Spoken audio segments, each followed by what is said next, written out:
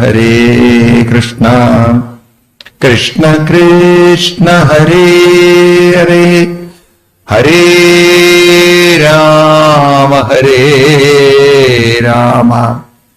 രാമ രാമ ഹരേ ഹരേ ഹരേ കൃഷ്ണ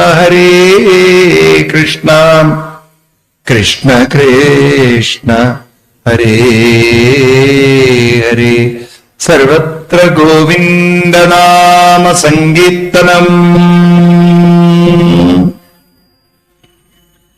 നമ്മൾ ഇന്നലെ ഭഗവാൻ ശ്രീകൃഷ്ണന്റെ വിവാഹമാണ് കണ്ടത്, രുക്മിണി സ്വയംവരം.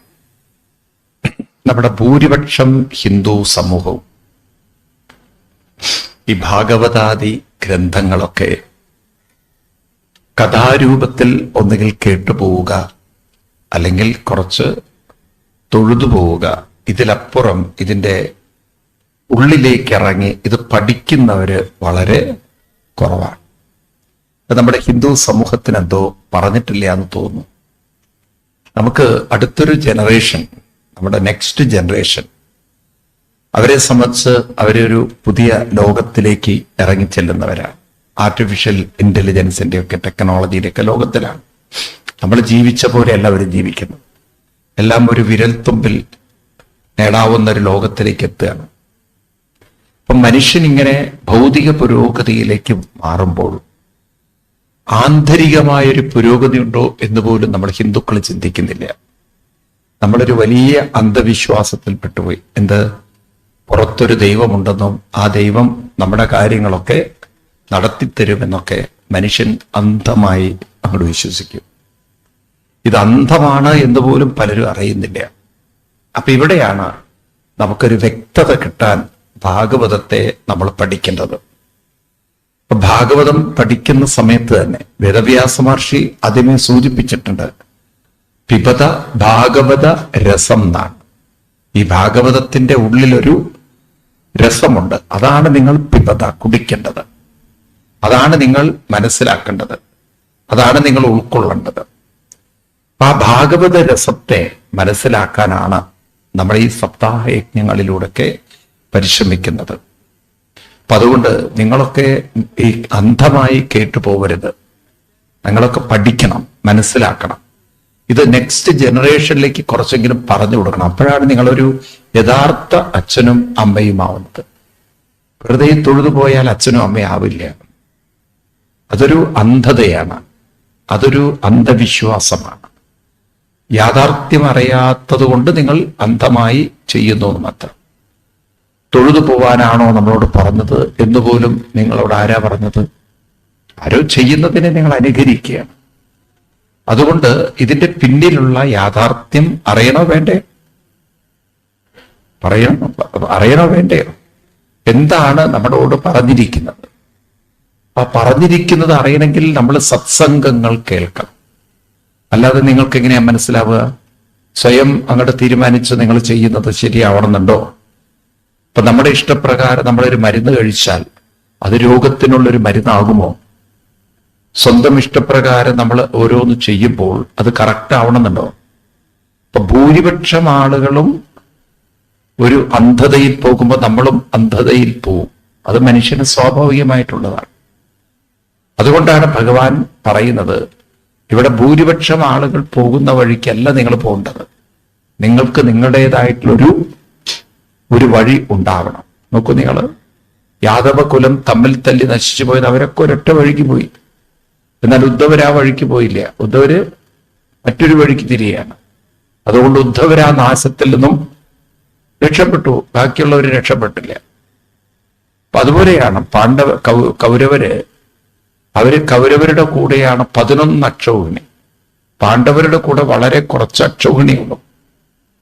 പക്ഷെ ആളുകൾ കരുതി കൗരവരാ വിജയിക്കുക. കാരണം എണ്ണം കൂടുതലുണ്ടെങ്കിൽ വിജയിക്കുന്ന, അവസാനം നാശമാണ് ഉണ്ടായത്. അപ്പൊ എണ്ണം ആളുകൾ കൂടുതൽ തൊഴുതു പോകുന്നത് കൊണ്ട് നമ്മളും തൊഴുതു പോകണമെന്നില്ല. അവര് മനസ്സിലാക്കാതെ ചെയ്യുന്ന കാര്യം നമ്മളതിനെ എന്ത് ചെയ്യണം? മനസ്സിലാക്കണം. ഭഗവാൻ എപ്പോഴും പറയുന്ന ഒരു കാര്യമാണ് ജ്ഞാതും എന്നൊരു വാക്ക്, അറിയണം എന്നുള്ളത്. ഭാഗവതത്തിലും ഭഗവത്ഗീതയിലും ആവർത്തിക്കുന്നൊരു വാക്കാണ് ജ്ഞാതും, അറിയുക. നമ്മൾ അറിഞ്ഞുകൊണ്ടല്ല ചെയ്യുന്നത്, നമ്മൾ മറ്റുള്ളവർ ചെയ്യുന്നതിനെ അനുകരിക്കുകയാണ്, മനസ്സിലാക്കിയിട്ടല്ല ചെയ്യുന്നത്. ആണോ ഇതങ്ങനെയാണോ ചെയ്യേണ്ടത് എന്നുള്ളത് നമുക്കറിയോ? ഇല്ല. അപ്പൊ അതുകൊണ്ട് കൃഷ്ണൻ ഗീതയിൽ നോക്കൂ നിങ്ങൾ, 18-ാം അധ്യായത്തിൽ 55-ാം ശ്ലോകത്തിൽ പറയും,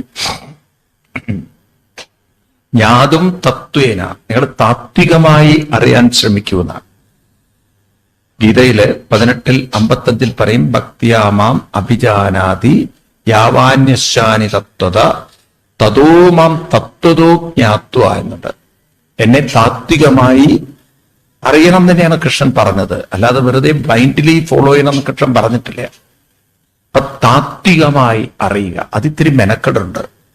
കാരണം നമ്മൾ ഇത്തിരി സത്സംഗങ്ങളിലൊക്കെ പങ്കെടുത്താലേ നമുക്ക് താത്വികമായി അറിവുണ്ടാവുള്ളൂ.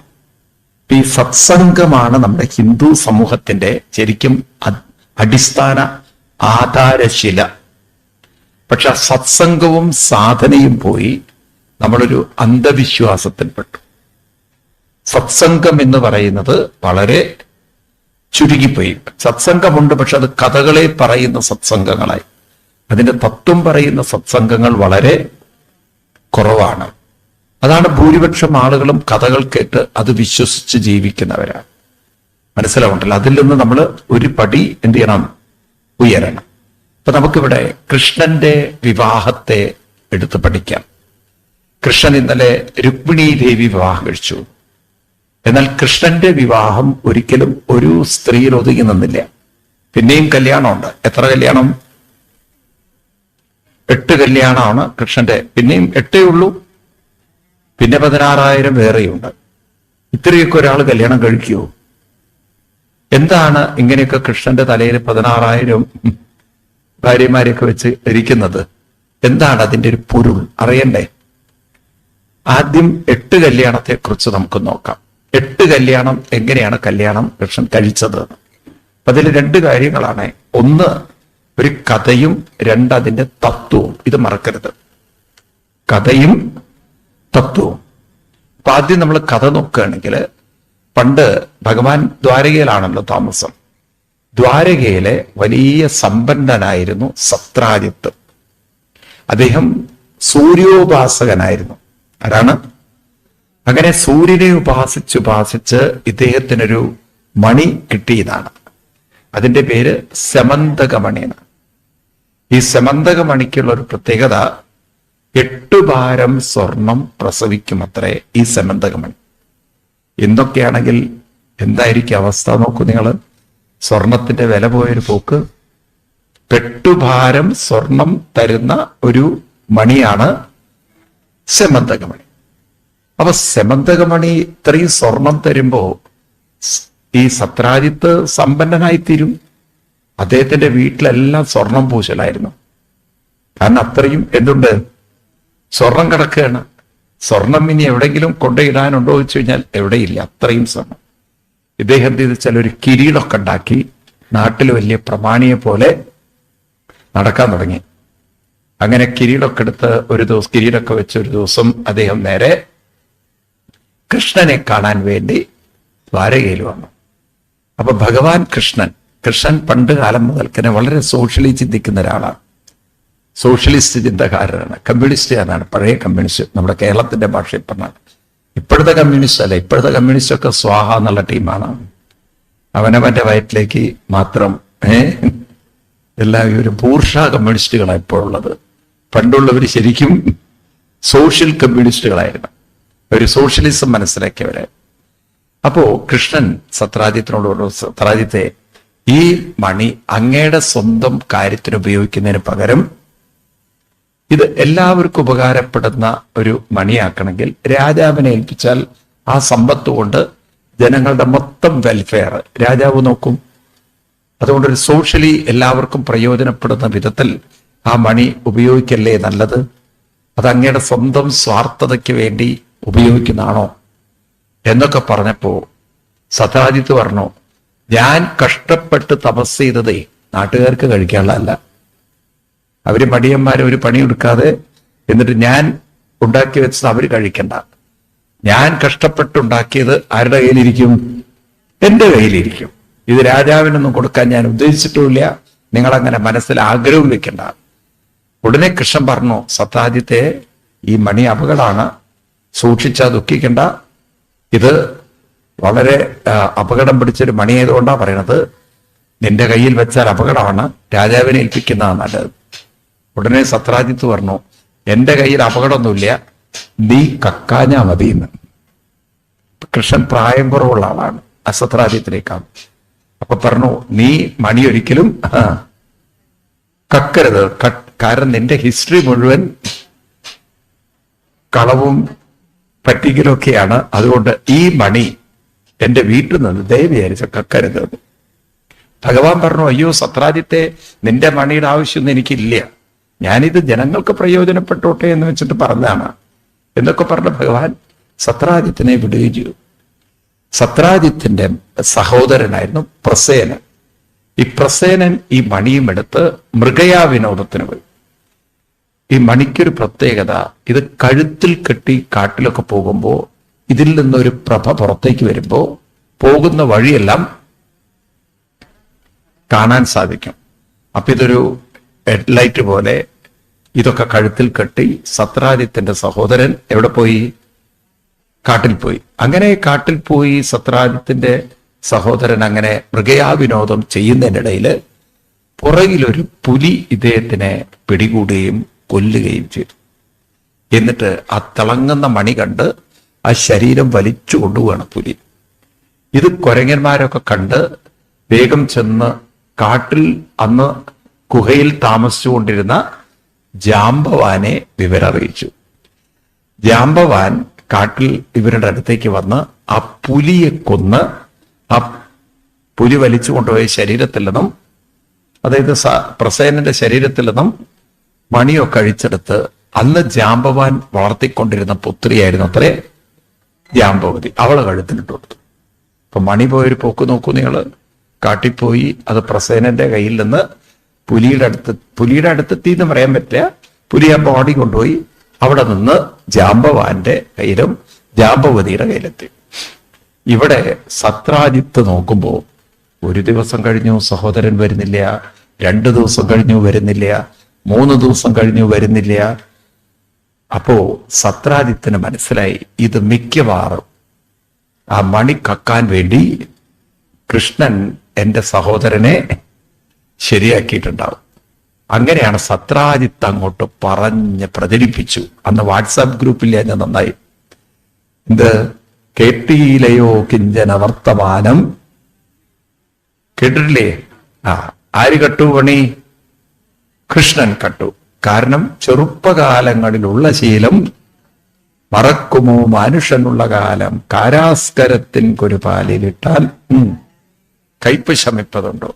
എല്ലാവരും കൃഷ്ണൻ പുറത്തിറങ്ങിയാൽ അപ്പം നമ്മളല്ലേ മണി കട്ടത്, നമ്മളല്ലേ കട്ടത്. കൃഷ്ണൻ ഈ മണി കാരണം പുറത്തിറങ്ങാൻ വ്യാധി. നോക്കണം, സാക്ഷാൽ ബലരാമസ്വാമി പോലും കൃഷ്ണനോട് ചോദിക്കുകയാണ്, ശരിക്കും നീ കട്ടുവെന്ന്.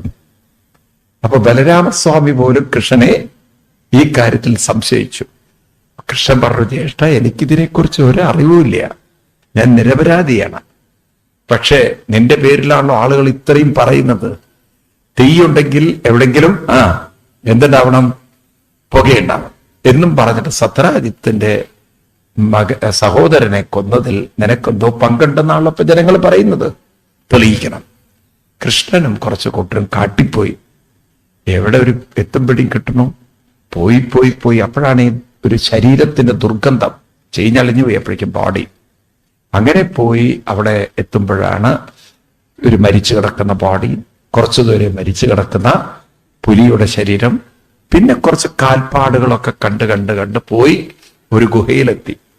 ഗുഹയ്ക്കകത്തേക്ക് കൃഷ്ണൻ കയറി ചെന്നപ്പോ ഒരു കറുത്ത സുന്ദരിയുടെ പെൺകുട്ടിയുടെ കഴുത്തിൽ ഈ മണി. അപ്പൊ അവളോട് പറഞ്ഞു, നോക്കൂ, ഇതിന് വേണ്ടിയിട്ടാ അപ്പൊ ഞാൻ വന്നത്, എന്റെ പേരിലില്ലാത്ത ചീത്തപ്പേരില്ല, എത്രയും വേഗം അവിടെ ഉടമസ്ഥന് എത്തിക്കണം. ദേവി അതങ്ങോട്ട് അഴിച്ചു തരും, ഞാൻ കൊണ്ടുപോയിക്കോളാം.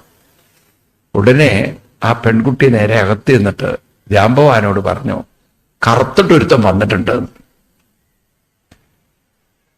എന്തിനു വേണ്ടിയിട്ട്? ഈ കഴുത്തിൽ കിടക്കുന്ന മണി ചോദിക്കുന്നുണ്ട്, ഞാൻ എന്താ ചെയ്യേണ്ടത്? ഉടനെ ജാമ്പവാൻ ഇറങ്ങി വന്നിട്ട് പറഞ്ഞു, അതിന്റെ ഉടമസ്ഥൻ ഞാനാ. അതിന്റെ ഉടമസ്ഥൻ നിങ്ങളാണെങ്കിൽ എന്നെ ദ്വന്ദ്വയുദ്ധത്തിൽ തോൽപ്പിക്കണം. ഏതില്? ഗുസ്തി മത്സരത്തിൽ തോൽപ്പിക്കണം. എന്നാ നിങ്ങൾ ഉടമസ്ഥനാണ്, ഞാൻ തീരുമാനിക്കും എന്ന് പറഞ്ഞ് തീരുമാനിച്ചു. ഇനിയിപ്പോ ആ മണി കിട്ടാൻ എന്തും വേണം? ജാമ്പവാനുമായിട്ട് മൽപ്പിടുത്തവും വേണം.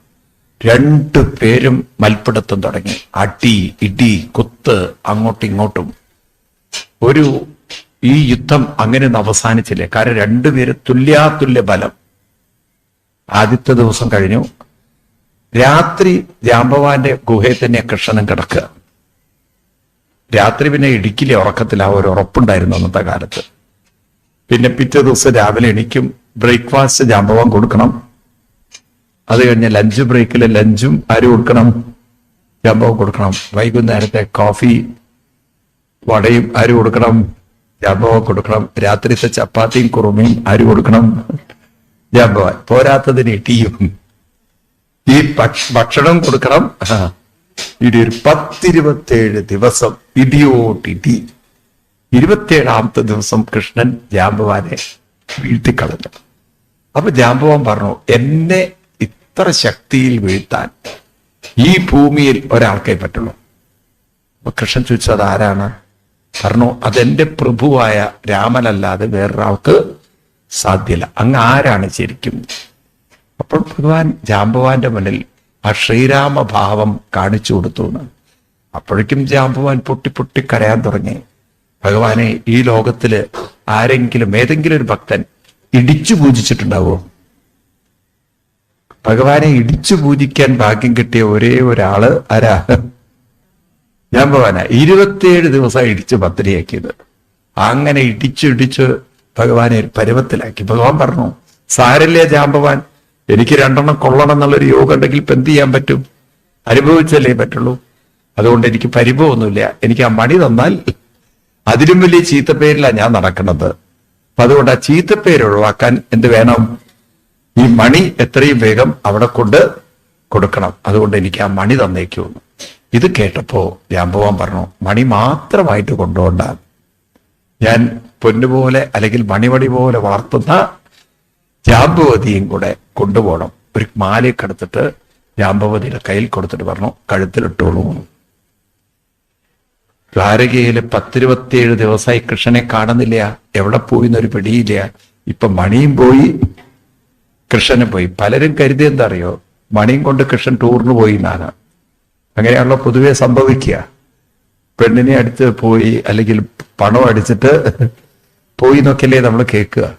അപ്പോ ഇവിടെ ഈ പ്രചരണം ഇങ്ങനെ നടക്കുമ്പോഴാണ് അതാ കുതിരക്കുളമ്പടി ശബ്ദങ്ങളൊക്കെ കേൾക്കുന്നത്. എല്ലാവരും നോക്കുമ്പോൾ കൃഷ്ണനെ കാണുന്നു. പോയ കൃഷ്ണൻ തിരിച്ചെത്തിയതിലുള്ള സന്തോഷം. പക്ഷെ കുതിരപ്പുറത്ത് കൃഷ്ണൻ മാത്രമല്ല, ആരുണ്ട്? ജാമ്പവതിയുണ്ട്. രുക്മിണി ദേവിയാണ് വല്ലാതെ ഷോക്കളെ. ഇതെന്താ കൃഷ്ണ, അങ്ങ് ഒറ്റയ്ക്കല്ലേ പോയത്? എന്താ ഒരാളെയും കൂടെ കൊണ്ടുവന്നിരിക്കുന്നത്? ആരാണെന്ന് പറഞ്ഞു. ദേവി ഞാനായിട്ട് കിട്ടിയതല്ല, ഇത് എനിക്ക് വന്ന് ചേർന്നതാണ്. അപ്പൊ പിന്നെ സ്വീകരിക്കാതിരിക്കാൻ പറ്റുമോന്ന്. അങ്ങനെ ജാമ്പവതി സ്വീകരിച്ചു. അത് കഴിഞ്ഞിട്ട് സത്രാജിത്തിനെ ഈ മണി കൊണ്ടു കൊടുക്കാൻ ബലരാമസ്വാമി പറഞ്ഞു, ഇനി ഇത് വെച്ചിരിക്കേണ്ട, എത്രയും വേഗം കൊണ്ടു കൊടുക്കുന്നു. അങ്ങനെ സത്രാജിത്തിന് മണി കൊണ്ടു കൊടുത്തപ്പോൾ സത്രാജിത്ത് കുറെ കരഞ്ഞു. എന്നാലും കൃഷ്ണ, അങ്ങയെക്കുറിച്ച് ഇല്ലാത്ത അപരാധങ്ങളും വേണ്ടാത്ത അപഖ്യാതികളൊക്കെ ഞാൻ പറഞ്ഞല്ലോ. ഞാൻ ചെയ്തതിന് പ്രായച്ചിത്തം എനിക്കും ചെയ്യണമെന്നോ. എന്താവും ഇനി പ്രായച്ചിത്തം?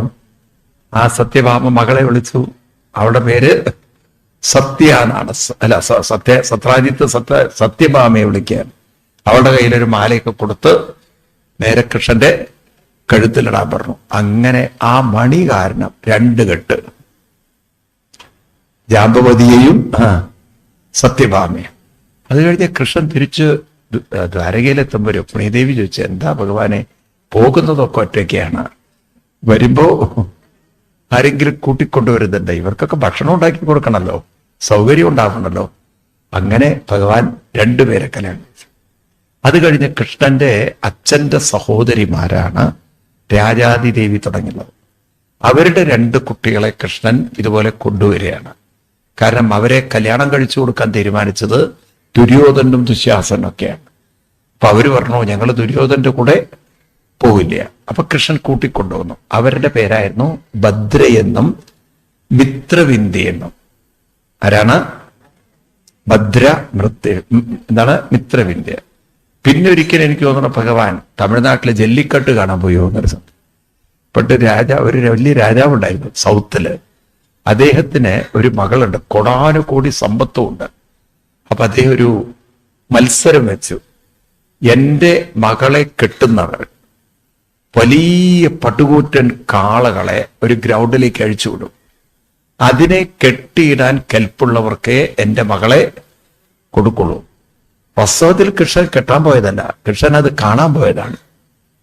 ആ സ്ഥലത്തെ ആളുകള് എങ്ങനെയൊക്കെയാണ് കാളയെ കൈകാര്യം ചെയ്തതെന്ന് അറിയാൻ വേണ്ടി വന്നതാണ്. അപ്പൊ നോക്കുമ്പോൾ കൃഷ്ണൻ കാണുന്നത് ചില രാജാക്കന്മാരൊക്കെ കാളയുടെ കൊമ്പിൽ കറങ്ങിക്കൊണ്ടിരിക്കുകയാണ്. ചിലവർക്ക് ജീവൻ എങ്ങനെങ്കിലും കിട്ടിയാൽ മതി എന്നാണ്. ചിലവർക്കാണെങ്കിൽ കാളയുടെ കൊമ്പിന്റെ കുത്തേറ്റിട്ട് വയറൊക്കെ ഓട്ടയായി, ചിലര് മരിച്ചു കിടക്കണു, ചിലർ ബോധം കെട്ട് കിടക്കണു. ആർക്കും ഇപ്പൊ പെണ്ണ് വേണ്ട, എല്ലാവർക്കും ജീവൻ മതി എന്നുള്ള അവസ്ഥയിലാണ്. കൃഷ്ണൻ ഒരു ചാലഞ്ചായിട്ട് നേരെ ഗ്രൗണ്ടിലേക്ക് ഇറങ്ങി.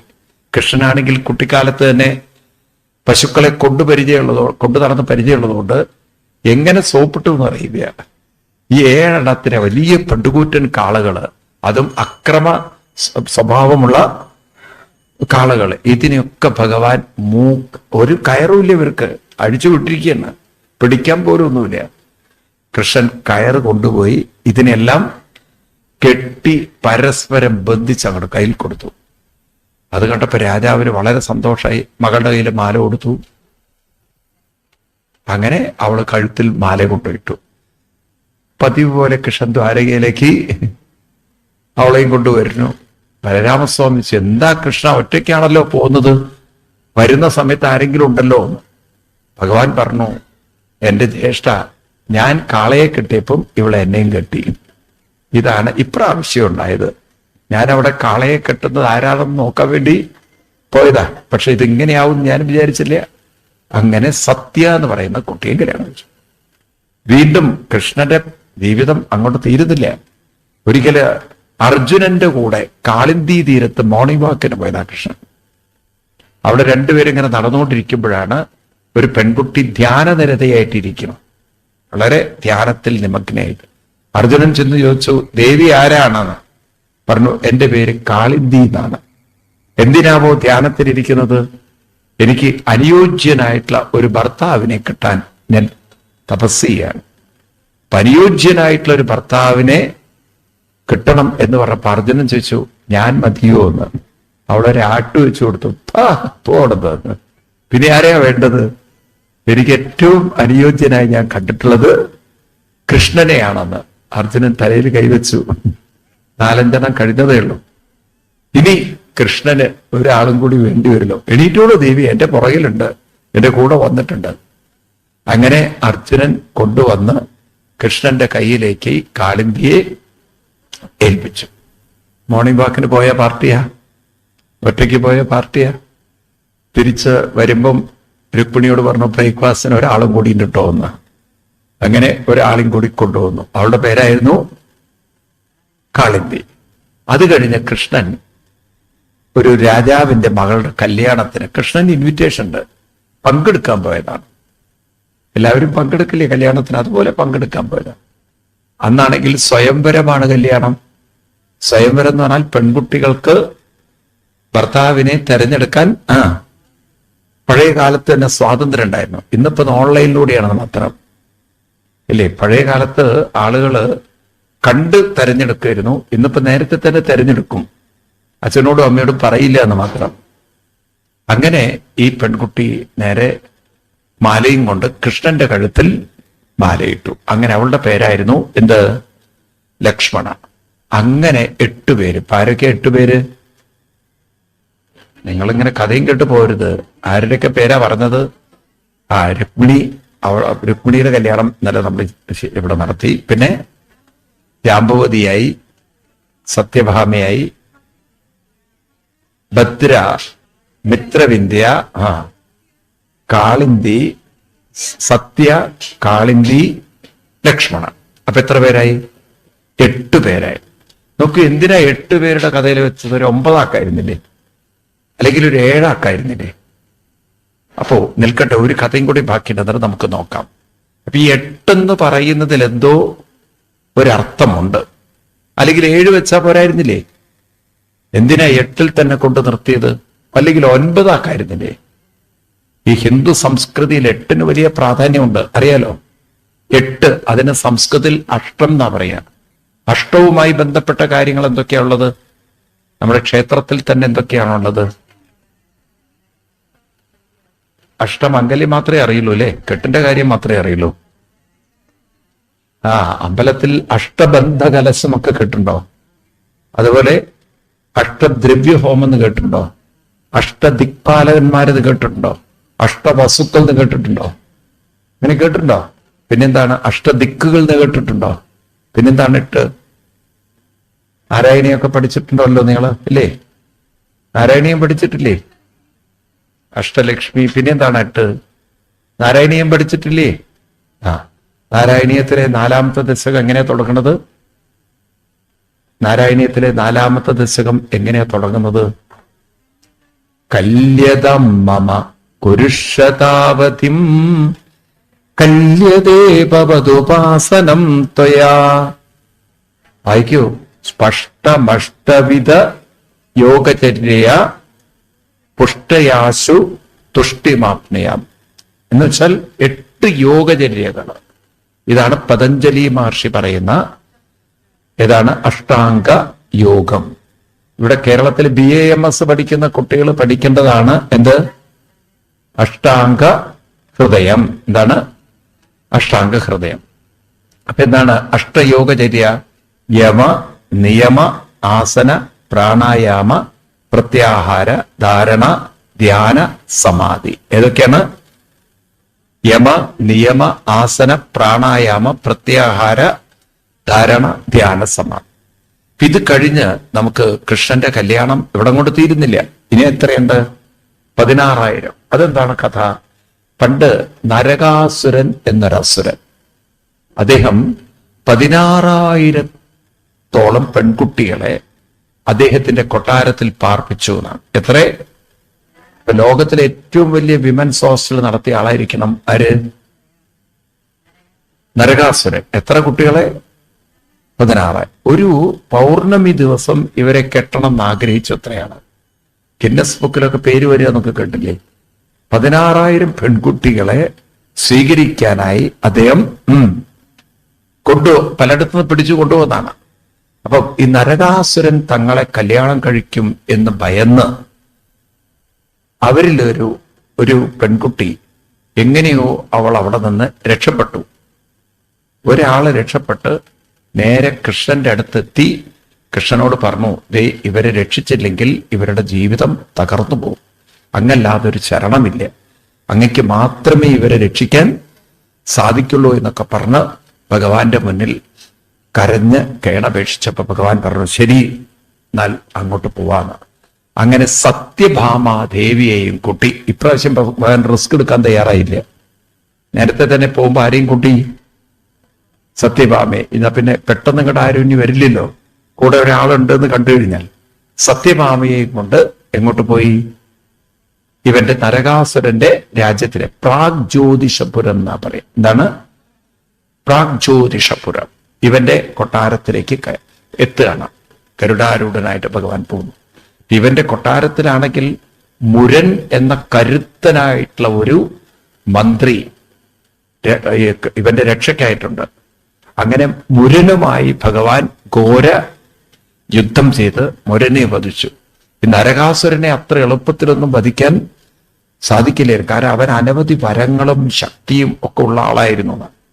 നരകാസുരനുമായി ഘോര യുദ്ധം ചെയ്ത് എത്ര അസ്ത്രങ്ങൾ അയച്ചാലും കൊള്ളില്ല. അവസാനം ഭഗവാൻ തന്റെ ചക്രം കൊണ്ട് അവന്റെ തല വെട്ടിക്കളഞ്ഞു.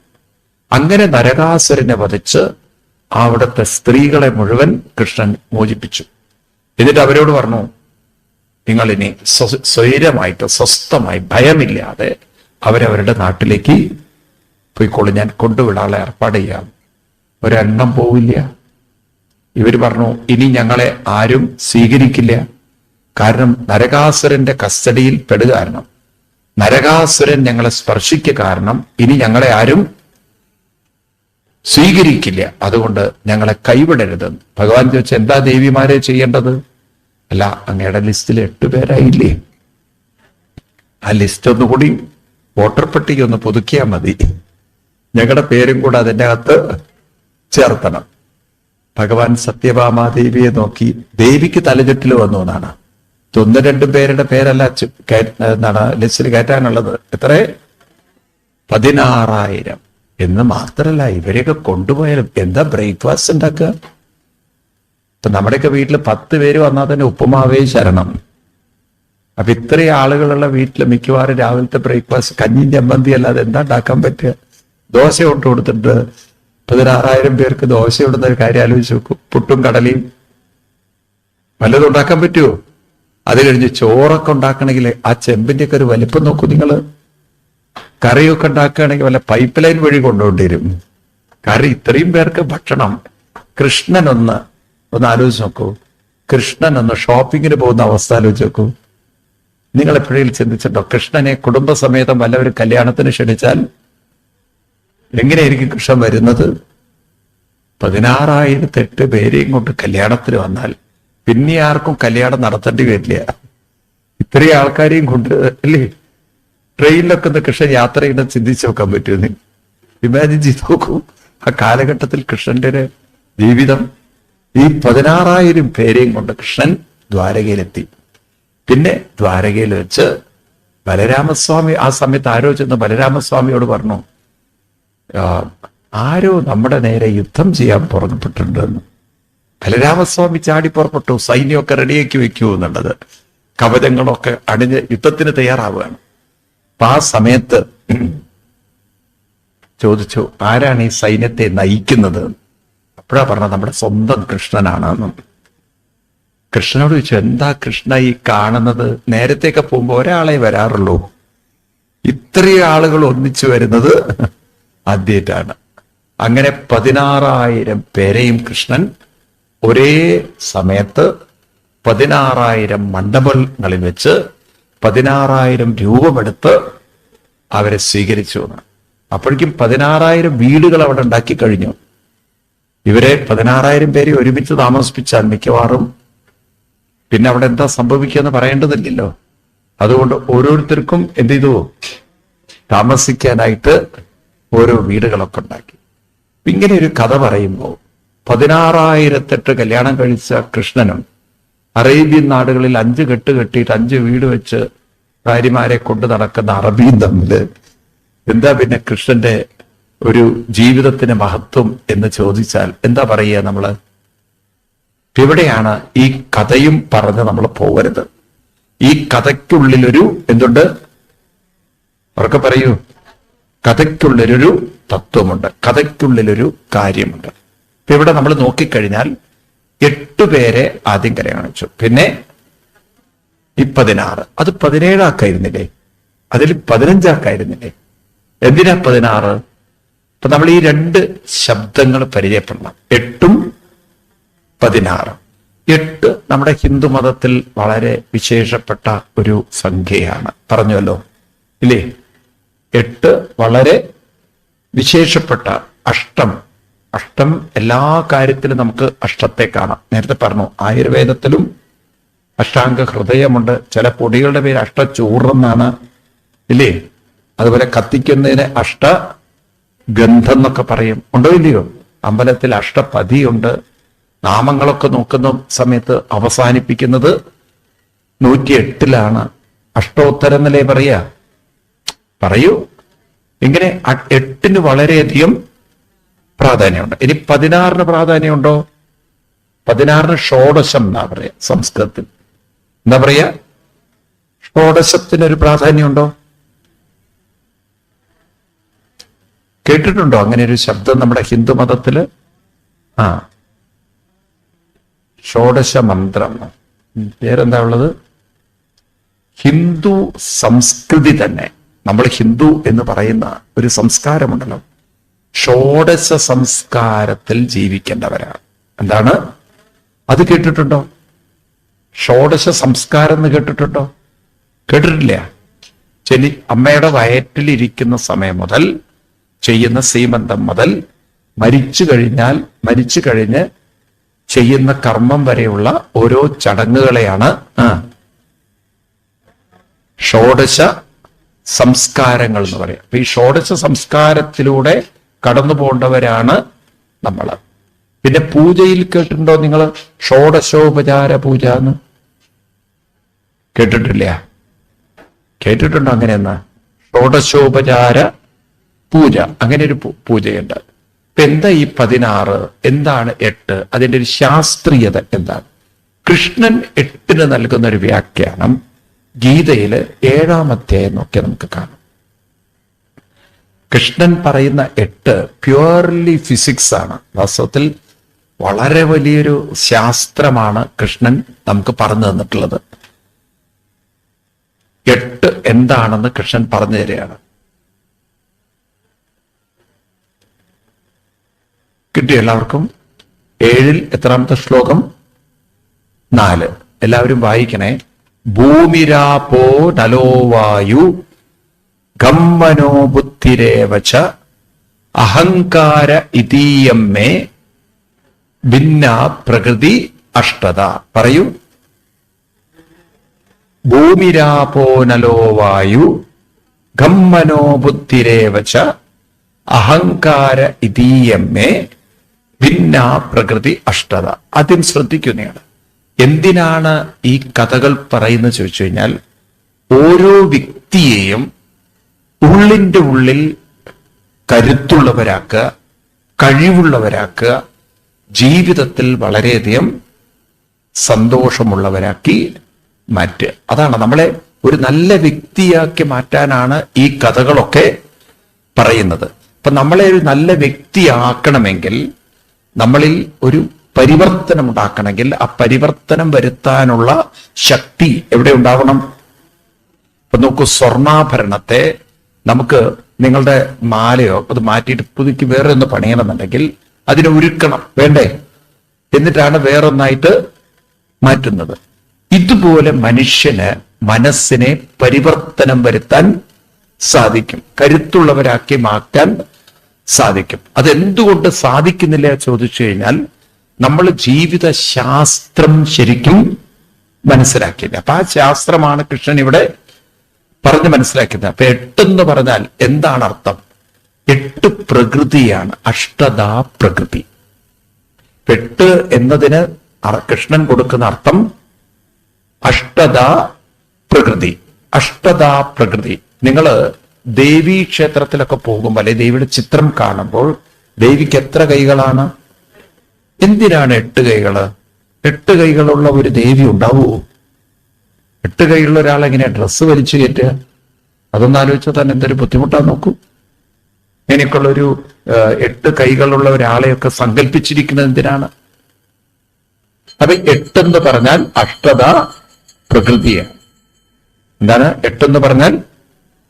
ഒക്കെ പറയൂ. അഷ്ടദാ പ്രകൃതി. അപ്പൊ ഏതൊക്കെയാണ് പ്രകൃതി? ഭൂമി, വായിക്കൂ. ഭൂമി, ജലം, അഗ്നി, വായു, ആകാശം, മനസ്സ്, ബുദ്ധി, അഹങ്കാരം. ഇവിടെ അർത്ഥം എടുക്കേണ്ടതാണ്. 8 ചലനങ്ങളെയാണ് 8 പ്രകൃതി എന്നത്. ചലനമാണല്ലോ ഫിസിക്സ് എനർജി ആയിട്ട് പറയുന്നത്. എനർജി എന്ന് പറഞ്ഞാൽ എന്താണ്? ഇലക്ട്രോൺ, പ്രോട്ടോൺ, ന്യൂട്രോൺ എന്നൊക്കെ പറഞ്ഞാൽ അതെപ്പോഴും ചലിച്ചുകൊണ്ടിരിക്കുന്നതിനെയാണ് പ്രകൃതി എന്ന് പറയുന്നത്. ആണോ? ചലിച്ചു. ഈ പ്രപഞ്ചം മുഴുവൻ ചലനാത്മകമാണ്. ചലനമില്ലെങ്കിൽ പ്രകൃതി ഉണ്ടോ? ഇല്ല.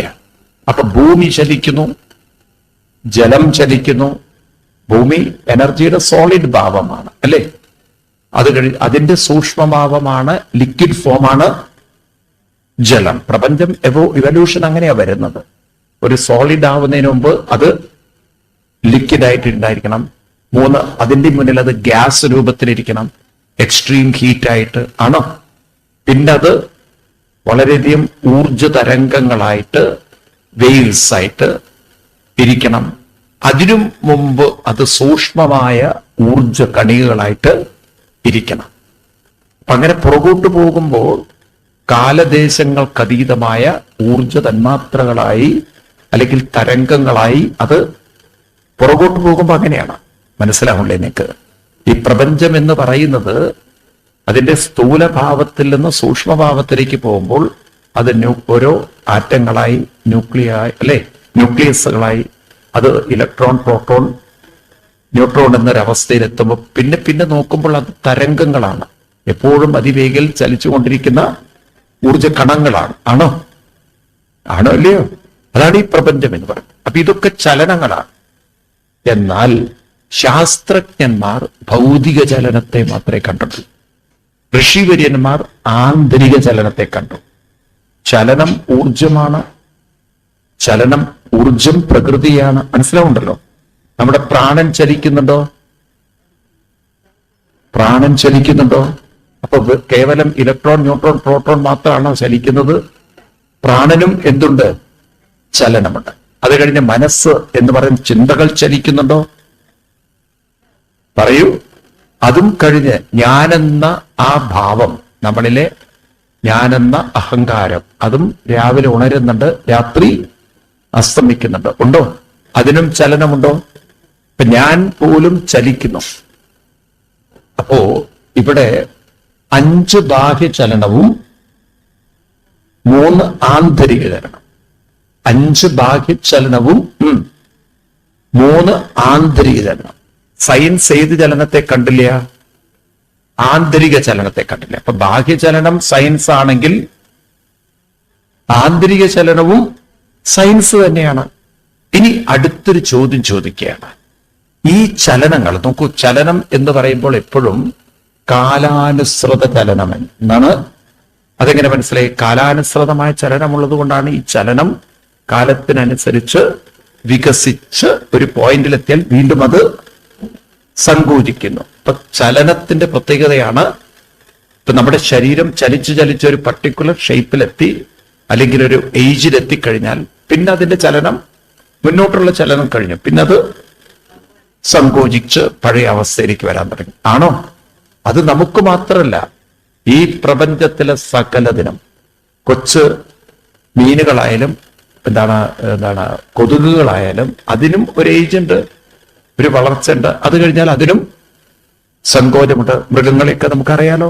പശുക്കൾക്കൊരു ഏജ് വരെ പോകാൻ പറ്റുള്ളൂ, പട്ടികൾക്കൊരു ഏജ് വരെ പോകാൻ പറ്റുള്ളൂ. അത് കഴിഞ്ഞാൽ അതിനും സങ്കോചം, വാർദ്ധക്യം വരും. ഉണ്ടോ? അവരൊക്കെ പറയൂ.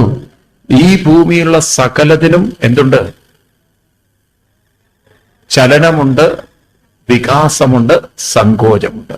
ഭൂമിക്കും എന്തുണ്ട്? ചലനമുണ്ട്, വികാസമുണ്ട്. ഭൂമിയും വികസിക്കുന്നുണ്ട്. അതിന്റെ ഒരു പോയിന്റിലെത്തിയ പിന്നെ അതിന്റെ വികാസം തീർന്നു, പിന്നെ അത് സങ്കോചിച്ച്.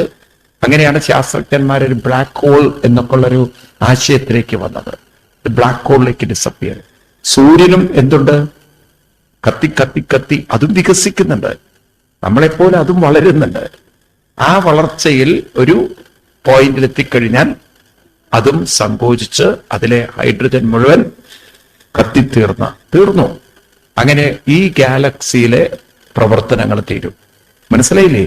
അപ്പൊ ഒന്നും ഇവിടെ ഈ പ്രകൃതിയില് ഈ ശാശ്വതമായിട്ട് നിൽക്കുകയല്ല. അതെല്ലാം ചലിച്ച് വികസിച്ച് സങ്കോചിക്കുമ്പോൾ അത് ചില നിയമങ്ങളെ, കാലനിയമങ്ങളെ അനുസരിക്കുന്നു. അപ്പൊ നമ്മൾ ഇന്നലെയൊക്കെ പറഞ്ഞൊരു പോയിന്റ്, കാലം എന്ന് പറഞ്ഞാൽ നിയന്ത്രണത്തിന് വിധേയമായ ചലനമാണ്. അതുകൊണ്ടാണല്ലോ ഒരു പർട്ടിക്കുലർ ഒരു വളർച്ച വന്നു കഴിഞ്ഞാൽ അവിടെ നിയന്ത്രിച്ചു, അവിടെ അങ്ങോട്ട് തീർന്നതിന്റെ വളർച്ച. പിന്നെ അതെന്ത് ചെയ്യുന്നു? കൂടെ വന്നില്ലേ എന്നാണ്. ഇപ്പൊ നോക്കൂ, ആണായാലും പെണ്ണായാലും ശരി. ഇപ്പൊ നോക്കൂ, ഒരു ഏജ് ആയി കഴിഞ്ഞാൽ പിന്നെ സ്ത്രീകളിൽ അണ്ടോത്പാദനം ഉണ്ടാവില്ല. ഉണ്ടോ? കഴിഞ്ഞു. അപ്പൊ ഒരു പോയിന്റിൽ എത്തിയാൽ അത് നിയന്ത്രിക്കപ്പെട്ടു. അപ്പൊ ഒരു നിയന്ത്രണം ഉണ്ടോ ഇതിനൊക്കെ? ഉറക്കെ പറയൂ. ഒരു അത് മൃഗങ്ങൾക്കും ഉണ്ട്, എല്ലാ ജീവജാലങ്ങൾക്കും ഉണ്ട്. ഒരു ഏജ് ആയി കഴിഞ്ഞാൽ പിന്നെ അതിനെ കൺസീവ് ചെയ്യാൻ പറ്റില്ല, കഴിഞ്ഞു അതോടുകൂടിയിട്ട്. അപ്പൊ അങ്ങനെ ഒരു നിയന്ത്രണ വിധേയമായിട്ടല്ലേ ചലിക്കുന്നത്. ഈ നിയന്ത്രണം ഇതിനാര് പകരുന്നു? ഇതാണ് ശാസ്ത്രലോകം കൂടുതൽ ചിന്തിക്കുന്നത്. അപ്പോഴാണ് ഭാരത ഋഷിവര്യന്മാര് പറയുന്നത്, അതിനെ നിയന്ത്രിക്കണമെങ്കിൽ അതിന്റെ പിന്നിൽ അനന്തമായ ബോധമുണ്ട്. ആ ബോധശക്തിയാണ് താനെന്ന് കൃഷ്ണൻ പറയും. ഇനി ആ ശ്ലോകം ഒന്നുകൂടി നോക്കൂ. ഭൂമിരാപോ നലോ വായു ഗമ്മനോ ബുദ്ധിരേവച അഹങ്കാര ഇതീയമ്മേ ഭിന്ന പ്രകൃതി. എന്നിൽ നിന്നും പ്രകൃതി ഭിന്ന. എന്നിൽ നിന്നും എന്തുണ്ട്? ഭിന്ന എന്ന് പറഞ്ഞാൽ വ്യത്യസ്തമായി 8 പ്രകൃതിയുണ്ട്. ഞാൻ ആരാണ്? അടുത്ത വരി നോക്കൂ. അപരേയ മിതസ്തന്യം. അപരം എന്ന് പറഞ്ഞാൽ ഞാൻ ഇതിൽ നിന്നും വ്യത്യസ്തമാണ്. അപരേയ മിതസ്തന്യം യാന്തി മേപരം ജീവഭു മഹാബാഹോ ഏതം. ഞാൻ ജീവചൈതന്യമായിട്ട് ബോധചൈതന്യം, അവിടെ ജീവൻ എന്ന് പറഞ്ഞാൽ ബോധം, ബോധചൈതന്യമായി ഏതം ദാര്യതേ ജഗത്ത്, ഈ ജഗത്തിനെ ധരിച്ചിരിക്കുന്നു. ധരിക്കുക എന്ന് പറഞ്ഞാൽ ഈ ജഗത്തിനെ ഞാനാണ് നിയന്ത്രിക്കുന്നത്. അപ്പൊ ഈ ജഗത്തിന്റെ നിയന്ത്രണം ആരുടെ കയ്യിലാണ്? ഇപ്പൊ ദാര്യത എന്ന് പറഞ്ഞാൽ ഇപ്പൊ ഒരു കുട്ടിയെ നിങ്ങൾ കയ്യിലെടുത്തു കഴിഞ്ഞാൽ ആ കുട്ടിയുടെ നിയന്ത്രണം, ഒരമ്മ കുട്ടിയെ എടുത്തിട്ടുണ്ടെങ്കിൽ ആ കുട്ടിക്ക് അങ്ങനെ ചാടാൻ പറ്റില്ല. കാരണം കുട്ടിയെ ആരെ പിടിച്ചു വെച്ചിരിക്കുകയാണ്. ഇതുപോലെ ഈ പ്രപഞ്ചം എന്റെ നിയന്ത്രണത്തിൽ പ്രവർത്തിക്കുന്നു. അപ്പൊ ഇവിടെ കൃഷ്ണനും 8 ഭാര്യമാരും എന്ന് പറഞ്ഞാൽ എന്താണ്? 8 ഭാര്യമാരെന്നാൽ അഷ്ടദാ പ്രകൃതി എന്നർത്ഥം. ആരാണ് കൃഷ്ണൻ? ഈ 8 പ്രകൃതിയെ നിയന്ത്രിക്കുന്ന, ഈ 8 പ്രകൃതിക്കും പിന്നിലുള്ള അനന്ത ബോധമാണ് കൃഷ്ണൻ. അപ്പൊ കൃഷ്ണനും ഭാര്യമാരും എന്ന് പറഞ്ഞാൽ ബോധവും ആ ബോധത്തിന്റെ നിയന്ത്രണത്തിലിരിക്കുന്ന അഷ്ടപ്രകൃതിയും. നോക്കൂ എത്രമാത്രം ശാസ്ത്രീയമായിട്ടാണ് ഇതിനെ കൃഷ്ണൻ തന്നെ ഘടിപ്പിച്ചിരിക്കുന്നത്. മനസ്സിലായില്ലേ? 8 കല്യാണം എന്നൊക്കെ വെറുതെ അങ്ങോട്ട് പറഞ്ഞതല്ല, ഇതിന്റെ പിന്നിലൊരു തത്വമാണ്. ഇനി 16 എന്ന് പറയുന്നത് 16,000. ഈ 1000 എന്ന് പറഞ്ഞാൽ ഒരു കൃത്യം കണക്കിനെ പറയുന്നതല്ല, അനന്തതയെ പറയുന്ന. നിങ്ങൾ പുരുഷ സൂക്തം എന്നൊരു സൂക്തം കേട്ടിട്ടുണ്ടോ?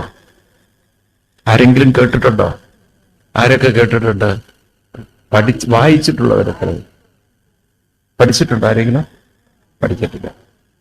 പഠിച്ചിട്ടുണ്ട്. ഇപ്പൊ അതൊക്കെ വളരെ പ്രചാരമുണ്ട്, വായിക്കണം. നിങ്ങൾ ഗുരുവായൂരമ്പലത്തിലൊക്കെ പോകുമ്പോൾ കേൾക്കാറില്ലേ അവിടെ അങ്ങനെ ഓത്ത് ചൊല്ലുന്നത്? കേട്ടിട്ടുണ്ടോ? പുലർച്ചയ്ക്ക് പോയിട്ടുണ്ടോ? കാലത്തെണീറ്റ് പോയിട്ടുണ്ടോ? അപ്പൊ അവിടെ അങ്ങനെ ചൊല്ലുന്നത് കാണാം. ഇവിടെ ഇപ്പം രുദ്രം ചൊല്ലില്ലേ? ഇല്ലേ? ഈ രുദ്രം ഒക്കെ വരുന്നത് കൃഷ്ണ യജുർവേദത്തിലാണ്. ഇത് ഋഗ്വേദത്തിലാണ് ഈ പുരുഷ സൂക്തം വരുന്നത്. എല്ലാ വേദത്തിലും ഉണ്ട്. ഋഗ്വേദത്തിൽ വരുന്ന 18 ശ്ലോകങ്ങളോളം ഉള്ള മന്ത്രമാണ് ഇത് പുരുഷ സൂക്തം. അപ്പൊ പുരുഷ സൂക്തം പ്രസിദ്ധമായ സൂക്തമാണ്. അപ്പൊ തുടങ്ങുന്ന സഹസ്രശീർഷ പുരുഷ സഹസ്രാക്ഷ സഹസ്രപാദ് സ്വഭൂമി വിശ്വതോ വൃത്വ അത്യതിഷ്ഠദശാങ്കുലം പുരുഷയേവ ഇതം സർവം. കേട്ടിട്ടുണ്ടോ ഇത്? ഇനി ഗുരുവായൂർ പോകുമ്പോ അവിടെ അങ്ങനെ കേൾക്കാം. എന്ത്? ഓം സഹസ്രശീർഷ പുരുഷ സഹസ്രാക്ഷ. കേട്ടിട്ടുണ്ടോ അവിടെ? ഇതിങ്ങനെ ചൊല്ലുന്നതാണ്. ഈ സഹസ്രശീർഷ പുരുഷ സഹസ്രാക്ഷ സഹസ്രപാദ് എന്ന് ഭഗവാനെ വർണ്ണിക്കുമ്പോ നിങ്ങൾ അതിന്റെ അർത്ഥം ഒന്ന് ശ്രദ്ധിച്ചു നോക്കൂ. ഭഗവാന് സഹസ്രശീർഷ പുരുഷ, ഒരു പുരുഷന് സഹസ്രശീർഷം. ശീർഷം എന്ന് പറഞ്ഞാൽ 1000 തല. എത്ര തല? ഇനി അടുത്തത് പറയുന്നത് സഹസ്ര അക്ഷി. എത്ര കണ്ണ്? 1000 കണ്ണ്. സഹസ്രപാദം 1000 പാദം. ശരിക്ക് 1000 തലയ്ക്ക് എത്ര കണ്ണ് വേണം? മിനിമം 2000 വേണം. 1000 തലയുള്ള ഒരാൾക്ക് എത്ര കാല് വേണം? അതും 2000 വേണം. നോക്കൂ, ഇതിന്റെ സ്ഥൂലാർത്തെടുത്താൽ നമ്മുടെ ഭഗവാൻ എങ്ങനെ ഇരിക്കും? ഒറ്റക്കണ്ണനും ഒറ്റക്കാലനുമായിരിക്കുന്ന 1000 തലയുള്ള, ഇങ്ങനെയല്ലേ വ്യാഖ്യാനം വരിക? എന്താ പറയുന്നത്? ആണോ? കാരണം 1000 കണ്ണേ ഉള്ളൂ 1000 തലയ്ക്ക്. അപ്പൊ കണ്ണെങ്ങനെ? ഒറ്റക്കണ്ണല്ലേ? ഒന്നും മിണ്ടാത്തത് എത്ര കാല് വേണം? 2. പക്ഷെ ഇവിടെ എത്രയേ ഉള്ളൂ? അപ്പൊ നമ്മുടെ ഭഗവാൻ നിൽക്കുന്ന നിൽപ്പ് എങ്ങനെയായിരിക്കും? കൊറ്റി നിൽക്കുന്ന പോലെ ഒറ്റക്കാലിലും. അപ്പം 1000 എന്ന് പറഞ്ഞാൽ 1000 എണ്ണത്തിന്റെ കഥയാണോ പറയുന്നത്? 1000 എന്നാൽ അനന്തം എന്നർത്ഥം. എന്താണ്? നിങ്ങൾ വിഷ്ണു സഹസ്രനാമത്തിൽ ഏറ്റവും ഒടുവിൽ കാണുന്ന മന്ത്രതല്ലേ? നമോസ്തു അനന്തായ സഹസ്രമൂർത്തേ. അപ്പൊ സഹസ്രം എന്നതിന്റെ അർത്ഥം അനന്തമാണ്. സഹസ്രപാദാക്ഷി, സഹസ്രപാദം. സഹസ്രപാദം എന്ന് പറഞ്ഞാൽ അർത്ഥം അനന്തം. 1000 എന്നാണോ? അനന്തം പാദങ്ങളുള്ള സഹസ്രബാഹവേ സഹസ്രപാദാക്ഷി ശിരൂരു, ശിരം, ബാഹവേ ബാഹുക്കളുള്ള സഹസ്രനാമനെ. അപ്പൊ സഹസ്രം എന്ന് പറഞ്ഞാൽ 1000 നാമം എന്നാണ്. ഈ 1000 എന്നുള്ളതിനൊക്കെ അർത്ഥം അനന്തം, അനന്തം നാമങ്ങളുള്ള, അനന്തം രൂപങ്ങളുള്ള, അനന്തം കൈകാലുകളുള്ള. മനസ്സിലായില്ലേ? അങ്ങനെയുള്ള പുരുഷായ ശാശ്വതേ സഹസ്രകോടി യുഗത്തെ എടുക്കുന്ന. അപ്പൊ ഒരു യുഗം പോയാൽ നോക്കൂ, ഇത് എന്ന് എഴുതി വെച്ചതാണെന്ന്. ഒരു ഗാലക്സി പോകുമ്പോഴേക്കും വേറൊരു ഗാലക്സി രൂപപ്പെട്ട് കഴിഞ്ഞു. ശാസ്ത്രം അത്ഭുതത്തോടുകൂടിയിട്ടാണ്. ഈ പ്രപഞ്ചത്തിന് അവസാനം എന്നത് ഇല്ല. മനസ്സിലായില്ലേ? അതുകൊണ്ടാണ് ഈ ക്രിസ്തുമതം സ്കൂളൊക്കെ പൂട്ടേണ്ടി വന്നത്. അവർക്കൊക്കെ ലോകാവസാനമുള്ള ടീമാണ്. ലോകം ഒരു ദിവസം അവസാനിക്കുന്നു. ഇപ്പൊ അവർക്ക് അതൊക്കെ പറയാൻ തന്നെ നാണക്കേടാണ്. കാരണം ലോകം അവസാനിക്കില്ല എന്നൊക്കെ ശാസ്ത്രം കണ്ടെത്തിയതോടുകൂടി ഇനിയിപ്പോ ബൈബിള് മാറ്റണം എന്നപ്പോ അവർ പറയുന്നത്. ആദ്യത്തെ ഒരു ബൈബിള് മാറ്റിയിട്ടാ പുതിയ നിയമം എഴുതിയത്. ഇനിയിപ്പോ പുതിയ നിയമം എഴുതിയിട്ട് മോഡേൺ നിയമം എഴുതാൻ പോവാണ്. കാരണം ഈ എഴുതിയിരിക്കുന്ന ഒരു 80% ഇപ്പൊ ഈ ക്രിസ്ത്യൻ കേരളത്തിൽ പറയുന്ന, പള്ളികളിൽ പറയുന്ന, പ്രസംഗിക്കുന്ന ഒന്നും ബൈബിളിലുള്ളതല്ല. അവരവിടുന്ന് ഇവിടുന്നൊക്കെ കുറെ കോട്ട് ചെയ്ത് പറയുമ്പോൾ പ്രസംഗിക്കുന്നത് മുഴുവൻ ഗീതയും മറ്റുള്ള ഗ്രന്ഥങ്ങളാണ്. നിങ്ങളിപ്പോ നോക്കിയിട്ടുണ്ടോ കേരളത്തിലെ ക്രിസ്ത്യൻസിന്റെ ഭാഷ? അവര് ദൈവത്തിനെ ഒരിക്കലും കർത്താവെന്നോ സ്വർഗസ്ഥനായ പിതാവോ എന്ന് പറയില്ല. അത് പറയുന്നവർ വളരെ കുറവാണ്. ഇപ്പൊ പരിശുദ്ധാത്മാവാക്കി മൊത്തം. ആരൊക്കെ? പരിശുദ്ധാത്മാവ്. അപ്പൊ പരിശുദ്ധ ആത്മാവെന്ന വാക്ക് അവർക്ക് പറയേണ്ടി വന്നത് ഭാരതത്തിലെ ആത്മാവാണ് ഭഗവാൻ എന്നുള്ള ആ ബോധം അവരെ വല്ലാതെ അലട്ടുന്നുണ്ട്. മനസ്സിലാവുന്നുണ്ടോ? നമ്മളെ അതാണ് ഹിന്ദുക്കൾ ഗീതയും ഭാഗവതം പഠിച്ച് പ്രചരിപ്പിച്ചാൽ ഒരു മതവും ലോകത്തിൽ നിലനിൽക്കില്ല. അവരുടെ സെമറ്റിക് കാഴ്ചപ്പാടുകളൊന്നും നിൽക്കില്ല. എന്നാൽ നോക്കൂ നിങ്ങൾ, ഈ ഗ്രന്ഥങ്ങളെ പ്രചരിപ്പിക്കാനല്ല സർക്കാരിന് താല്പര്യം. വളരെ സെമറ്റിക് കാഴ്ചപ്പാടുകളെ, അതും ഇസ്ലാമിക ചിന്തകളിലൊക്കെ സ്ത്രീകൾക്ക് വളരെയധികം വിവേചനം ഉണ്ടോ? അത് മൊത്തം പൊതഞ്ഞു മൂടി കൊണ്ട് നടക്കേണ്ട ഒരു ഗതികേടിലാണ് അവർ. ആണ് പറയൂ. അത് കഴിഞ്ഞിട്ട് അവർക്ക് ഒരുമിച്ച് ഭക്ഷണം കഴിക്കാൻ പാടില്ല, ഒരുമിച്ചിരുന്ന് പ്രഭാഷണം കേൾക്കാൻ പാടില്ല, ഒരുമിച്ച് അവർക്ക് ആരാധന അറിയാൻ നിൽക്കുന്നതൊക്കെ. അത്രയും അവരൊരു സെക്കൻഡ് ഗ്രേഡ് ആയിട്ടാണ് അവര് പ്രസവിക്കാൻ മാത്രമേ പാടുള്ളൂ എന്നാണ് വെച്ചിരിക്കുന്നത്. അങ്ങനെയൊക്കെയാണ് അവരുടെ ആ കാഴ്ചപ്പാട്. പക്ഷെ ഭാരതത്തിലെ ഒരു സ്ത്രീ സങ്കല്പം നോക്കൂ. ആദ്യം തന്നെ പറയുന്നത് വന്ദിക്കുന്നത് ആരെയാണ്? ഗുരുകുലത്തിൽ നിന്ന് വരുന്ന കുട്ടിയോട് പറയണം മാതൃദേവോ ഭവ എന്ന് പറഞ്ഞിട്ടാണ് പിന്നെ അകത്ത് തുടങ്ങുന്നത്. ആണോ? ഇത്രയും റെസ്പെക്ട് കൊടുത്തൊരു സംസ്കാരത്തിന്റെ ഇടയിൽ സ്ത്രീകളെ വിവേചനം ചെയ്യുമ്പോൾ ശരിക്കും ഗവൺമെന്റ് ഏതാ പ്രൊമോട്ട് ചെയ്യുന്നത്? ഗവൺമെന്റ് ഏതിനാ പ്രൊമോഷൻ കൊടുക്കേണ്ടത്? സ്ത്രീകൾക്ക് റെസ്പെക്ട് കൊടുക്കുന്ന ഒരു സംസ്കാരത്തെ അല്ലേ? വേദത്തിൽ ഇങ്ങനെ എഴുതി വെച്ചിട്ടുണ്ട്. തൈത്തിരീയോപനിഷത്തിലാണ് വരുന്നത്. എന്ത്? മാതൃദേവോ ഭവ, പിതൃദേവോ ഭവ, ആചാര്യദേവോ ഭവ, അതിഥിദേവോ ഭവ. ഇതൊക്കെ യജുർവേദത്തിലെ മന്ത്രങ്ങളാണ്. അപ്പൊ ഈ തരത്തിലുള്ള കാര്യങ്ങൾ നമ്മുടെ ചരിത്രത്തിലൊക്കെ എഴുതി വെക്കണ്ടേ? ഇങ്ങനെയൊക്കെ ഒരു സംസ്കാരം ഭാരതത്തിൽ ഉണ്ട്. ഇതൊക്കെ പ്രൊമോട്ട് ചെയ്യുമ്പോ ഇവിടെ എന്തോ ഒന്നും വേണ്ടാത്ത നിങ്ങള്. അത് ഹിന്ദുക്കൾക്ക് വിവരമില്ല.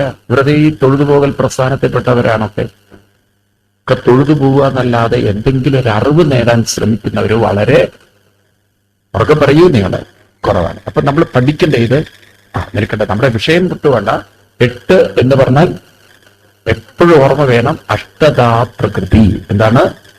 അതാണ് കൃഷ്ണന്റെ 8,000. ഇനി 16,000 എന്ന് പറയുന്നതോ 16,000 വികാരങ്ങളാണ്, ചിന്തകളാണ്.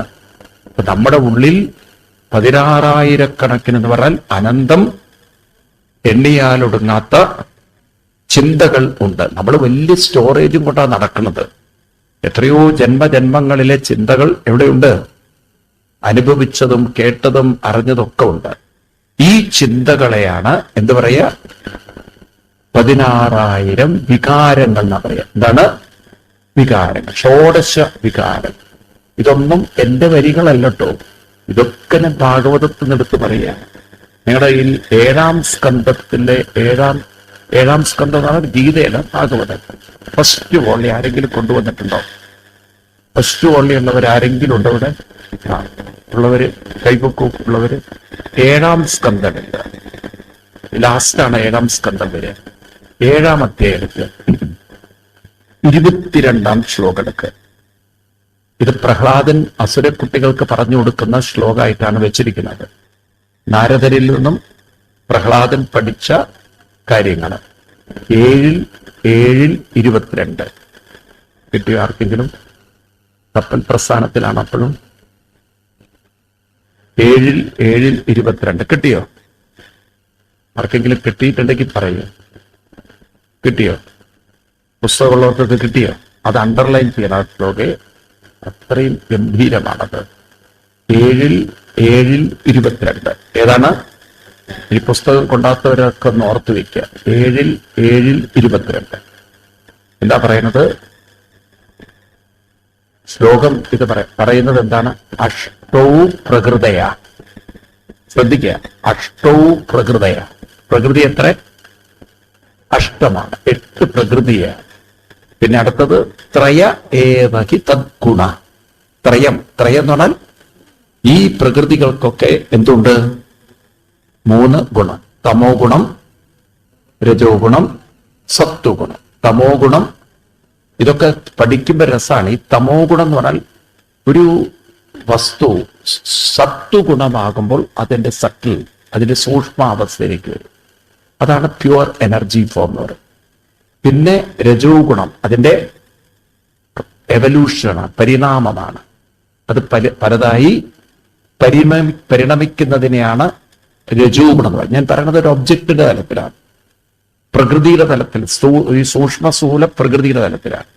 അപ്പൊ ആദ്യമത് സത്വഗുണത്തിൽ, പിന്നത് സത്വഗുണത്തിൽ നിന്നും അത് രജോ ഗുണത്തിലേക്ക് അത് ചലനാത്മകമായി പരിണമിച്ചു വരുമ്പോൾ പിന്നത് ലിക്വിഡായി, പിന്നത് സോളിഡ് ആവുന്നതാണ് തമോ ഗുണം എന്ന് പറയുന്നത്. അപ്പൊ തമോ ഗുണത്തിലേക്ക് എത്തുമ്പോൾ അത് സോളിഡ് ആയിട്ട് കിടക്കാൻ. ഇനി വീണ്ടും തമോ ഗുണത്തിൽ നിന്ന് അതിന് രജോ ഗുണത്തിൽ പരിണാമം വന്ന് തിരിച്ച് അതെന്ത് ചെയ്യും? ഒരു പോയിന്റിൽ എത്തിക്കഴിഞ്ഞാൽ പിന്നെ അത് തിരിച്ച് റിട്ടേൺ അടിക്കും. അപ്പൊ വീണ്ടും അത് അവസാനം എതിരേക്ക് എത്തും? സത്വഗുണത്തിലേക്ക്. അപ്പൊ പ്രകൃതി അതിന്റെ സൂക്ഷ്മാവസ്ഥയിൽ നിന്നും സ്ഥൂലാവസ്ഥയിലേക്കും, സ്ഥൂലാവസ്ഥയിൽ നിന്ന് സൂക്ഷ്മാവസ്ഥയിൽ, ഇത് കൃഷ്ണന്റെ ഭാഷയിൽ പറഞ്ഞാൽ അവ്യക്തത്തിൽ നിന്ന് വ്യക്തത്തിലേക്കും, വ്യക്തത്തിൽ നിന്ന് അവ്യക്തത്തിലേക്കും. അപ്പൊ അങ്ങനെ ത്രയ ഏവഹി തദ്ഗുണ. നമ്മുടെ അവസ്ഥ എന്താണ്? നമ്മൾ സത്വഗുണത്തിൽ നിന്നാണ് വന്നതെങ്കിലും നമ്മൾ തമോ ഗുണത്തിലേക്ക് എത്തുക എന്ന് പറഞ്ഞാൽ, ശ്രദ്ധിക്കും നിങ്ങൾ, ഒരു കുട്ടി ജനിച്ചു വരുമ്പോൾ സാത്വിക് ഗുണങ്ങളായിരിക്കും കൂടുതൽ. പിന്നെ പിന്നെ പിന്നെ മനസ്സിൽ പല ചിന്തകളായി തമോ ഗുണത്തിലേക്ക് എത്തുകയാണെങ്കിൽ ഈ ശരീരവുമായിട്ടുള്ള നമ്മുടെ ഒട്ടൽ, നമ്മളൊരു സോളിഡ് ഒരു വ്യക്തി, അപ്പൊ നമ്മളൊരാണാണ് പെണ്ണാണ് എന്നുള്ള ബോധം നമ്മളിൽ, ഏജ് ഒക്കെ നമ്മളിൽ അങ്ങോട്ട് ഉറച്ചു. അതൊക്കെ തമോ ഗുണം ഉണ്ടാക്കിയ ചിന്തകളാണെന്ന് നമ്മളാരും അറിയുന്നില്ല. ഇനി തമോ ഗുണത്തെ വീണ്ടും രജോ, അതാണല്ലോ അമ്പലത്തിലൊക്കെ പോകുമ്പോൾ നമ്മൾ പറഞ്ഞത്, തമോ ഗുണം മാറി രജോ ഗുണം മാറി. അപ്പം നമ്മുടെ ഉള്ളിലുള്ള ആന്തരിക ശക്തി ഉണർന്നു. അപ്പൊ നമുക്ക് ഇപ്പൊ നമ്മളെ സത്വഗുണത്തിൽ നിന്ന് തമോ ഗുണത്തിലേക്ക് എത്തിയിട്ടുണ്ടെങ്കിൽ കൂടെ വന്നില്ല എന്നുള്ള സത്വഗുണത്തിൽ നിന്നും തമോ ഗുണത്തിലേക്ക് എത്തിയിട്ടുണ്ടെങ്കിൽ തമോ ഗുണത്തിൽ നിന്ന് നമുക്ക്, അപ്പൊ ആർക്ക് വേണമെങ്കിലും അവരെ പരിവർത്തനം വരുത്തിയെടുക്കാൻ ആരും ഒരു തരത്തിലും ദുഃഖിച്ചിരിക്കേണ്ട കാര്യമില്ല. അവർ ദുഃഖിച്ചിരിക്കുന്ന എന്താ കാരണം? അവരുടെ ഗുണങ്ങളെ മാറ്റാൻ അവർ തയ്യാറില്ല. അവരവരുടെ അലസതയിലും അസ്വസ്ഥതയിലും ജീവിക്കണം. അപ്പൊ പണിയെടുത്താൽ, മെനക്കെട്ടാൽ നമുക്ക് നമ്മളെ മാറ്റിയെടുക്കാൻ, അതേ ഞാൻ പറയുന്നത്, വെറുതെ അമ്പലത്തിൽ തൊഴുതു പോയിട്ട് കാര്യമില്ല. അപ്പൊ അത് നമ്മൾ മനസ്സിലാക്കണം. ഞാൻ എന്തിനാ അമ്പലത്തിൽ പോകുന്നത്? അമ്പലത്തിൽ ഞാൻ എന്തിനാ പോകുന്നത്? എന്തിനാ ഈ നാമം ജപിക്കുന്നത്? ഈ ഗുണപരിവർത്തനത്തിന് വേണ്ടിയിട്ടാണ്. എന്തിനാണ്?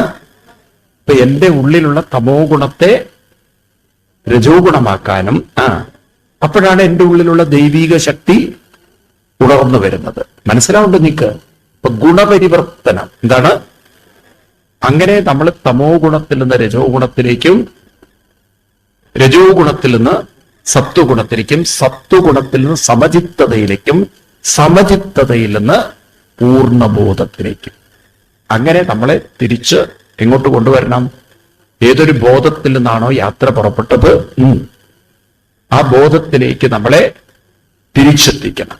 മനസ്സിലാവുണ്ടോ നിക്ക്? മനസ്സിലാവുണ്ടോ? ഇതിനാണ് എവിടെ പോകുന്നത്?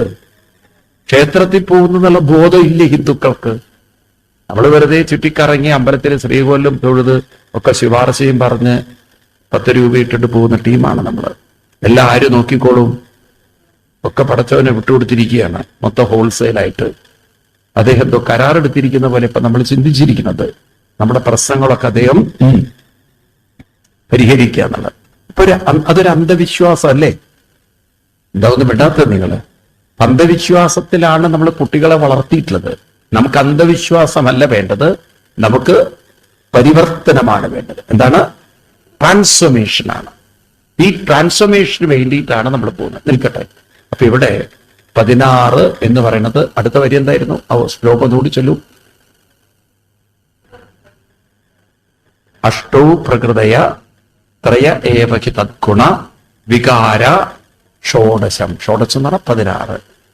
വികാര ഷോഡശാചാര്യ പുമാൻ ഏക ഇയതേ. ഇതിന്റെയൊക്കെ പിന്നിൽ ഒരു പുരുഷനാണ്, പരമാത്മാവാണ് ഉള്ളത്. ഈ 16 എന്നത് വികാരത്തെ സൂചിപ്പിക്കണം. ഇവിടെ 16,000 എന്ന് പറയുന്നു. 1000 എന്ന് പറഞ്ഞാൽ അനന്തം എന്നുള്ള അർത്ഥത്തിൽ. അനന്തം വികാരങ്ങളും 3 ഗുണങ്ങളും 8 പ്രകൃതിയും നിറഞ്ഞതാണ് നമ്മുടെ മനസ്സ്. എന്താ മനസ്സ്? 16 അനന്തം വികാരങ്ങളും 8 പ്രകൃതിയും 3 ഗുണങ്ങളും ചേർന്നതാണ് നമ്മുടെ ശരീരവും മനസ്സും. അതിനൊക്കെ പ്രകാശം കൊടുക്കുന്ന, ചൈതന്യം പകരുന്ന, ജീവൻ പകരുന്നത് ആരാണ്? അനന്തമായ ബോധമാണ്. ആ ബോധത്തിലേക്കാണ് നമ്മളെ പടിപടിയായി ഉയർത്തേണ്ടത്. അത് ഓർമ്മിപ്പിക്കുന്ന കഥയാണ് കൃഷ്ണന്റെ 16,008 വിവാഹ കഥ. എവിടെ കിടക്കുന്നു ഈ കല്യാണവും? എവിടെ കിടക്കുന്നു യാഥാർത്ഥ്യവും? നോക്കൂ നിങ്ങൾ. ഇന്ന് ശാസ്ത്രം പോലും, നോക്കണേ, ശാസ്ത്രം പോലും ഭാരത ദർശനത്തോട് അടുത്തെത്തിക്കൊണ്ടിരിക്കുന്ന കാലമാണ്. നമ്മൾ ഈ ആറ്റോമിക് വെയിറ്റ് എന്ന് പറയും. അതായത് ഒരു ആറ്റത്തില് ഇലക്ട്രോണിന്റെ അറ്റോമിക് വെയിറ്റ്, പ്രോട്ടോണിന്റെ അറ്റോമിക് വെയിറ്റ് കേട്ടിട്ടുണ്ടോ ആരെങ്കിലും? ഇതൊക്കെ ഈ ആറ്റോമിക് വെയിറ്റ് ഓഫ് ഇലക്ട്രോൺ എന്ന് പറയുന്നത് 8 പ്രോട്ടോണിന്റെ അറ്റോമിക് ഭാരം എന്ന് പറയുന്നത് 8.